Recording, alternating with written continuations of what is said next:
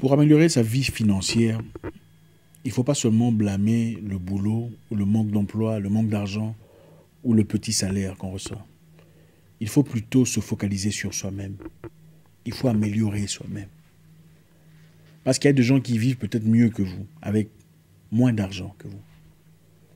Et ils n'ont pas nécessairement moins de dépenses que vous, croyez-moi.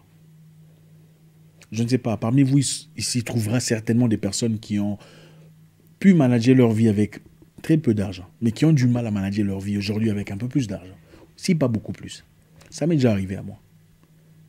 Le principe de l'argent est très simple pour tout le monde. Dépensez moins que vous ne gagnez. Si vous dépensez plus que vous ne gagnez, ou autant que vous gagnez, vous n'irez nulle part. Vous êtes en train de travailler comme esclave. Vous ne travaillez pas pour vivre, mais vous travaillez pour survivre. Si vous gagnez 100 $ par mois, et qu'à la fin du mois, vous dépensez 90, vous êtes en train de perdre. Vous êtes esclave. Si vous gagnez 100 $, et qu'à la fin du mois, vous dépensez 60 ou 70, vous êtes en train d'aller quelque part. Parce que vous avez quelque chose quelque part. Vous avez cette marge de quelques dollars. Le principe est simple. À la fin de chaque mois, vous devez transférer un peu d'argent du mois précédent. C'est comme ça qu'on crée cette stabilité, cette aisance financière. C'est la seule façon. Ce n'est pas le montant que vous gagnez qui est le problème. Le problème, c'est votre façon de dépenser le montant que vous... Votre façon de user le montant que vous gagnez. C'est là où est le principe de votre situation financière. Je connais des gens dans mon pays natal qui ont commencé nulle part. Des gens qui au départ vendaient des cigarettes, des stylos, des bonbons, des petits outillages. Mais aujourd'hui ont des établissements, des grandes entreprises, des sociétés, des hôtels incroyables. Comment l'ont-ils accompli? Sont-ils extraterrestres ou extraordinaires? Non. Vous n'avez pas nécessairement besoin d'un financement pour faire un beau projet. Vous n'avez pas nécessairement besoin de la banque pour commencer quelque part. Si vous n'y arrivez pas aujourd'hui, avec le peu que vous avez, vous aurez du mal avec beaucoup d'argent. Si vous ne pouvez pas gérer votre famille avec le peu d'argent que vous avez, vous aurez du mal à gérer votre vie avec beaucoup d'argent.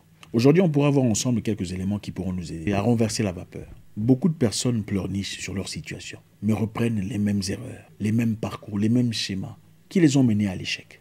Je connais aussi des gens qui, par magie de la vie, se sont fait beaucoup d'argent. 800 000 $ d'un coup, honnête ou pas, bref, boum. Mais quelques temps après, en moins de 6 mois, fini. Paye-moi le carburant s'il te plaît. 800 000 $. Et qu'est-ce qu'ils ont pour montrer? Absolument rien. Il a acheté une voiture ici, une autre là-bas. Quelques temps après, la voiture est... Rien. Est-ce la faute de l'argent? Absolument pas. C'est la faute, c'est manifestement la faute de la personne. Si vous n'apprenez pas à manager votre vie, si vous n'apprenez pas à contrôler votre vie avec très peu d'argent, vous en serez incapable avec vous. C'est aussi simple que ça. Nous allons voir quelques principes très élémentaires qui pourront nous aider à pouvoir changer les choses. Écoutez, ce n'est pas aussi compliqué. Si vous m'écoutez dans ce principe que je veux vous étaler, dans 6 mois, vous m'en parlerez. Si vous l'appliquez minutieusement, méticuleusement, vous le respectez, vous faites preuve de discipline, dans 6 mois, vous me direz. L'argent n'est pas une question de spiritualité. Même si Dieu donne de l'argent, il faut une science pour garder l'argent. Voilà pourquoi les gens vont à l'école pour ça. Il faut une science pour comprendre l'argent. Sinon, l'argent s'en va. D'abord, pour commencer, il faut faire un budget. Faites un budget pour tout. À la fin du mois, vous recevez votre salaire, prenez un bout de papier et écrivez. Faites un budget pour vos dépenses, un budget pour votre nourriture, un budget pour le loyer, un budget pour vos dépenses de chaque jour, un budget pour les imprévus. Vous faites un budget, vous répertoriez tout ce que vous dépensez. Faites-le méticuleusement, même pendant un mois.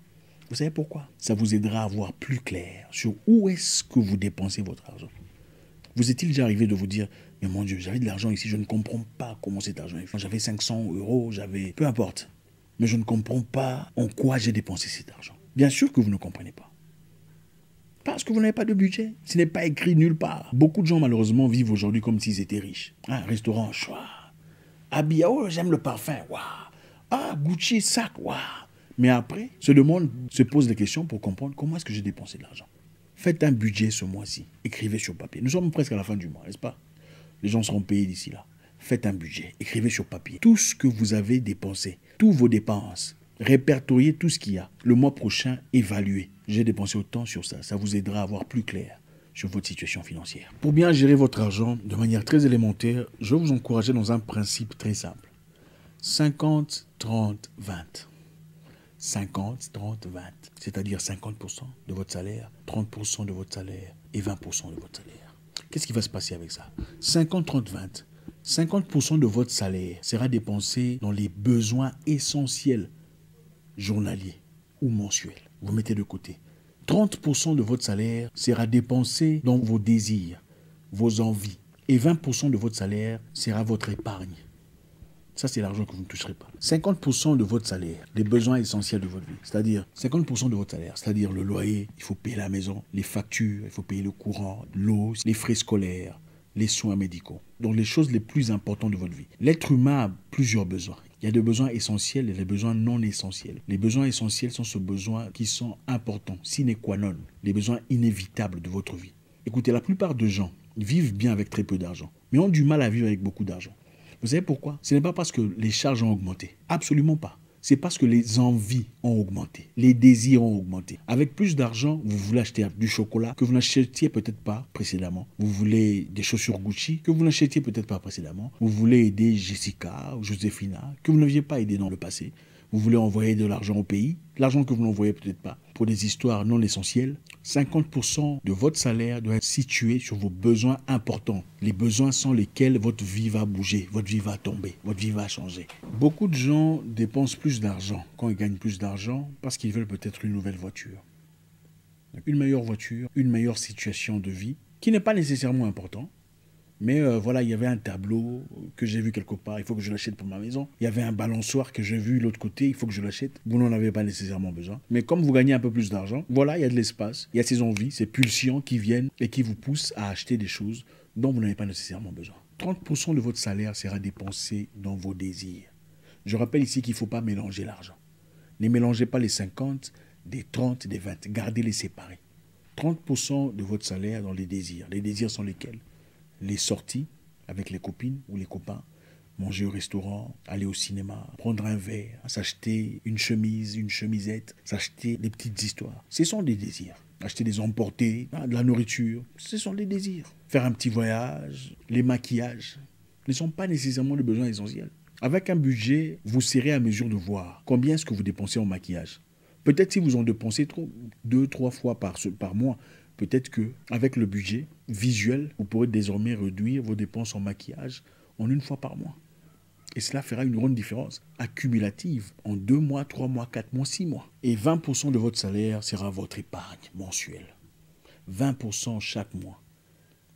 Petit à petit, progressivement, vous verrez une grande différence sur votre stabilité financière. Malheureusement, beaucoup de personnes attendent que le ciel s'ouvre et que la manne tombe avec des grosses sommes. Malheureusement, ça n'arrive pas à tout le monde. Et même si cela vous arrive, si vous n'êtes pas préparé, si vous n'êtes pas organisé sur le plan financier, ça prendra très peu de temps, peut-être des mois, ou peut-être 1 année. Vous n'en aurez plus. Vous ne dépenserez pas votre argent d'épargne, même pendant les urgences. Parce qu'à travers vos besoins essentiels, vous placerez de l'argent, c'est-à-dire vous mettrez de l'argent de côté. Vous assignerez un montant pour l'urgence. 50, 30, 20. Maintenant, quelles sont les solutions que je pourrais proposer? Réduire les dépenses. Encore une fois, le principe est simple. Dépensez moins que vous ne gagnez. Pas dépenser autant que vous gagnez pour montrer aux gens que vous avez réussi dans la vie. La vie n'est pas une course. La vie n'est pas une question de comparaison. 2. Ne vous comparez à personne parce que vous ne savez pas comment ils gagnent leur argent. Réduisez s'il faut les dépenses extérieures. Cuisinez à la maison si c'est nécessaire. Vous n'êtes pas obligé d'aller toujours manger au resto, même si vous avez les moyens. Ce n'est pas une obligation. Moi, je me souviens, il y a très longtemps, j'ai mangé les haricots lundi, haricots mardi, haricots mercredi, haricots... Pendant 30 jours, j'étais en difficulté. Mais il fallait trouver un moyen. Je me souviens, je travaillais comme vigile, comme sorteur. Et ce n'est que le week-end que je pouvais manger de la viande parce que j'avais fait de l'argent. Il faut savoir s'ajuster dans la vie. Quand on a un projet de vie, il faut savoir avoir une direction, avoir un plan. Pas seulement dire, je vais faire ça, Dieu va m'aider. D'accord, mais attends, il faut avoir un plan. Tu ne viendras pas vouloir épouser ma fille disant, mon Dieu va m'aider, on va avoir une maison. Non, je dirais non. Monsieur, qu'est-ce que vous avez comme plan de vie? Ça, c'est essentiel. Dépensez moins en bière, si vous buvez de la bière. Je ne suis pas votre pasteur, alors je ne me permettrai pas de vous dire arrêtez de boire. Tout excès nuit. Mais si vous dépensez de l'argent dans 10 bières, dépensez dans 2, si pas 1. Si vous ne pouvez pas arrêter. L'argent, les finances s'accumulent. Être stable financièrement ne veut pas nécessairement dire avoir $1 milliard.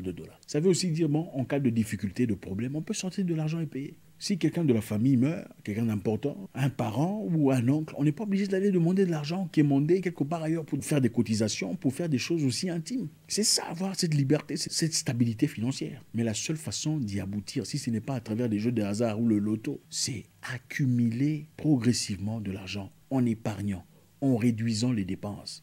Non, vous n'avez pas besoin d'un sac Gucci si vous êtes encore en difficulté financière ou vous vivez dans une maison où il y a à peine de l'eau chaude. Vous n'en avez pas besoin. La troisième chose, peut-être qu'il vous faut vous retirer de ces plateformes qui déclenchent certaines pulsions, telles que Instagram. Je connais une personne qui me disait à chaque fois que je vais sur Instagram et que je vois mes amis prendre du champagne, je vais aussi acheter du champagne pour mettre une photo. À chaque fois que je vois quelqu'un que je connais faire un voyage quelque part, moi aussi j'achète un billet, je ne peux pas rester en arrière, je dois acheter et faire quelque chose. Mais quelles en sont les finalités ?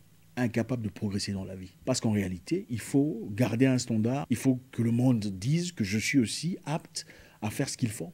Évitez de vous exposer dans des activités qui vous poussent à dépenser ou des gens qui vous poussent à dépenser. Oui, il y a des gens qui viennent, ah mon cher, tu sais, il y a des habits, hein, on part voir. Eh mon cher, tu sais, il y a des chaussures, hein, on part voir. Eh mon cher, tel ou tel emmené des chaînettes, il y a des gens pareils qui vous poussent toujours dans une direction qui n'a pas été prévue.